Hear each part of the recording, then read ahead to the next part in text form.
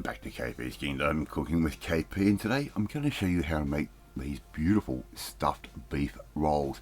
I saw this on a food review channel and reverse engineered it and come up with this amazing dish. Alright, really simple to do.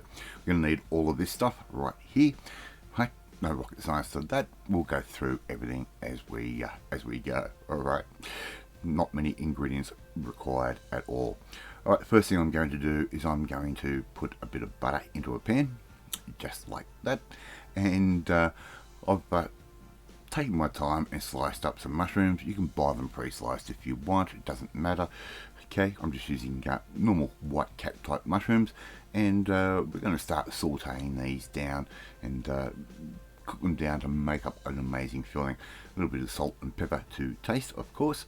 Right, you can add as much or little of that as you like. The salt will help draw out some of the moisture. Around about 2 spring onions, maybe 3 if you're feeling a little bit generous.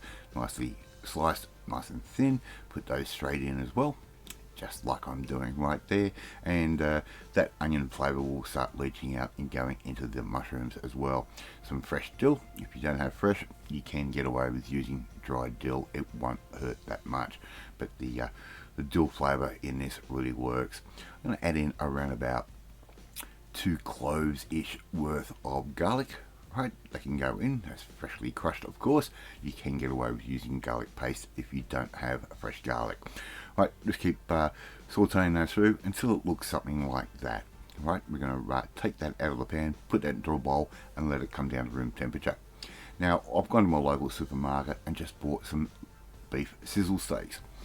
Right, and these are the perfect type of meat to make up these beautiful stuffed beef rolls. Now I'm using my tenderizer side, and I'm going to give those a good wacky whack on one side.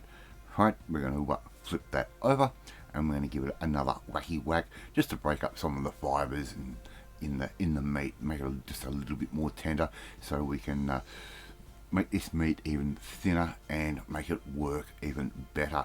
So all I'm going to do now is going to move that thinly pounded bit of meat over to another section.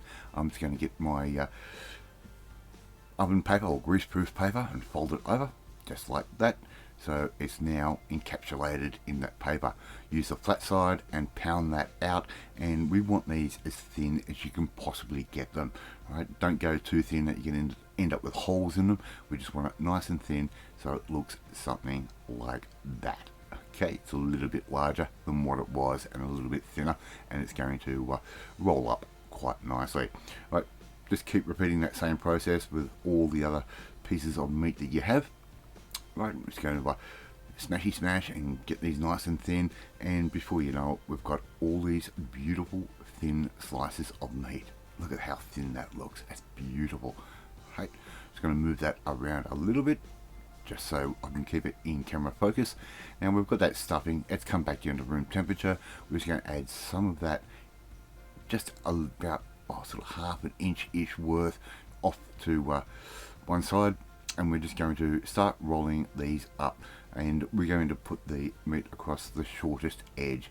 Right, that way we'll end up with a nice roll of these beautiful stuffed beef rolls. Now get a toothpick, put them through, just secure them so they won't open up on you while cooking. Right, just like that. And once we've done that, we can put that aside. We're going to keep going with all the rest of our beautiful little pieces of sizzle steak, for a better word. I couldn't find the words there for a sec. And there we go, we've got all of our beautiful stuffed beef rolls ready to go. Give them a good seasoning with some freshly ground black pepper and a little bit of salt. Right, just like I'm doing right there. Right, really nice and simple. And we can put those in the refrigerator and sort of let them chill down for a little bit while we get on with our next step. Alright, now we need to make up a sauce for these rolls. Around about 30 grams worth of butter. Everything's better with butter, of course. If you don't want to go that way, you could use margarine or you could use some oil. So about 80 grams worth of butter, 3 tablespoons worth of flour. Doesn't matter if it's plain or self-raising, just put the flour in there. You could even use a wholemeal flour, it doesn't really matter that much. And we're going to make up a roux, right? So we're just going to get that butter to soak up all of that flour and vice versa, and we're just going to cook that flour out for a little bit. Right? We don't want a floury taste, we want to taste the butter in this if at all possible. Right, here I've got some beef stock just pre-packaged, as you can see by the packet. You can use homemade beef stock if you want to, and if you don't want to use beef stock, you can get away with chicken stock, but the beef stock is going to give you a much richer flavor for this beautiful sauce that we're creating. Very, very simple, but really nice and rich. As you can see, the flour is absorbing that stock. As it absorbs, add a little bit more from time to time, and as you can see, it's starting to really thicken up and darken up. I've gone over to a nylon whisk, so I'm using a non-stick pan. Right, just keep stirring that through. The reason why I'm using a whisk is to stop any scratches for my pan. Add in some garlic that goes straight in just like that.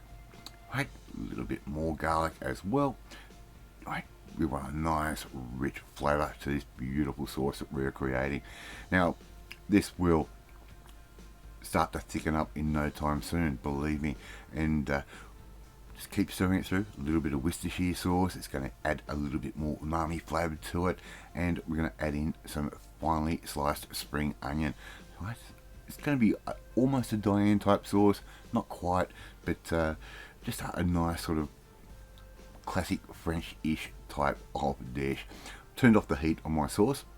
It's at the consistency I want, and I'm just going to add these beautiful little stuffed beef rolls into the pan just like that.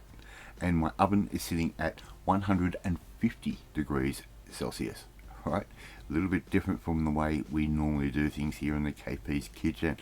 Right, so just to arrange all your little beef rolls in the pan, and that's an oven-proof pan. Right? Make sure you're using an oven-proof pan.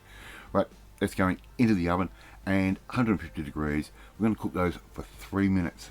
Right, and at 3 minutes, I'm going to turn them over, and I'm going to switch the oven off. And believe it or not, that is enough heat to cook that beef through absolutely perfectly. Mrs. KP's made up some really nice whipped mashed potato, and we're just going to serve these stuffed beef rolls on top of the potato, just like that. Oh God, these things are so good. They're tender. The filling on the inside explodes in your mouth while you're eating these. It's just magic. Alright, we've got that beautiful sauce. All we have to do now is drizzle a little bit of that over the top, just like I'm doing there. And there you go, your KP's stuffed beef rolls. Love to see you try and make this one at home. It is pretty easy and it's a lot of fun and will impress a lot of your guests. Thank you so much for watching this video. Really do appreciate it. If you like this video, hit that like button. It gives me confidence, should make you feel warm and fuzzy too.